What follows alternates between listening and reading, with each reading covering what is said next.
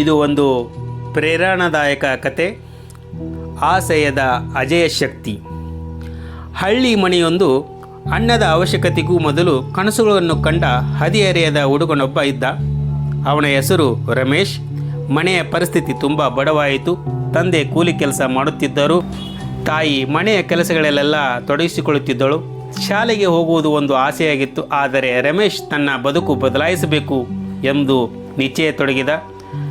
ಪ್ರತಿಯೊಂದು ಬೆಳಿಗ್ಗೆ ಎದ್ದ ಮೇಲೆ ಹತ್ತಿರದ ಹಳ್ಳಿಯಲ್ಲಿ ಮಣ್ಣು ತಳ್ಳುವ ಕೆಲಸ ಮಾಡಿದ. ನಂತರ ಶಾಲೆಗೆ ಹೋಗುತ್ತಿದ್ದ. ಊಟವಿಲ್ಲದ ದಿನಗಳೂ ಸಹ ಇದ್ದವು. ಆದರೆ ಅವನ ಕನಸು ಮಾತ್ರ ಬದಲಾಗಲಿಲ್ಲ. ಒಂದು ದಿನ ನಾನು ದೊಡ್ಡ ವ್ಯಕ್ತಿಯಾಗಬೇಕು ಎಂಬ ಗುರಿ ಅವನನ್ನು ಮುಂದಕ್ಕೆ ಒಯ್ಯುತ್ತಿತ್ತು. ಶಾಲೆಯಲ್ಲಿ ಅವರು ಶಿಕ್ಷಕರು ಅವನ ಪ್ರತಿಭೆ ನೋಡಿ ಪ್ರಭಾವಿತರಾದರು. ಅವರು ಪ್ರೋತ್ಸಾಹ ನೀಡುತ್ತಾ, ಪುಸ್ತಕಗಳನ್ನು ನೀಡುತ್ತಾ ಅವನನ್ನು ಸ್ಪರ್ಧೆಗಳಲ್ಲಿ ಭಾಗವಹಿಸಲು ಪ್ರೇರೇಪಿಸುತ್ತಿದ್ದರು. ಪ್ರತಿಯೊಂದು ವಿಜಯವೂ ಅವನ ಆತ್ಮವಿಶ್ವಾಸ ಹೆಚ್ಚಿಸಿತು. 10ನೇ ತರಗತಿಯಲ್ಲಿ ರಮೇಶ್ ಜಿಲ್ಲಾ ಮಟ್ಟದಲ್ಲಿ ಮೊದಲ ಸ್ಥಾನ ಗಳಿಸಿದ. ಗ್ರಾಮದಲ್ಲಿ ಎಲ್ಲರೂ ಆಶ್ಚರ್ಯಚಕಿತರಾದರು. ಮಾಧ್ಯಮಗಳಲ್ಲಿ ಸುದ್ದಿಯಾದ ಈ ಘಟನೆ ರಮೇಶನ ಜೀವನವನ್ನು ತಿರುವು ಮಾಡಿತು.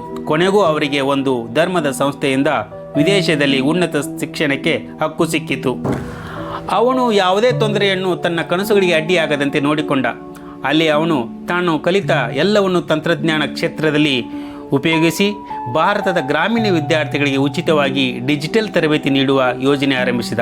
ಸಾವಿರಾರು ಮಕ್ಕಳು ಅದರ ಉಪಯೋಗವನ್ನು ಪಡೆದುಕೊಂಡರು. ಇಂದು ರಮೇಶ್ ಯಶಸ್ವಿ ಉದ್ಯಮಿ ಮಾತ್ರವಲ್ಲ, ಒಂದು ಮಾದರಿಯ ವ್ಯಕ್ತಿ.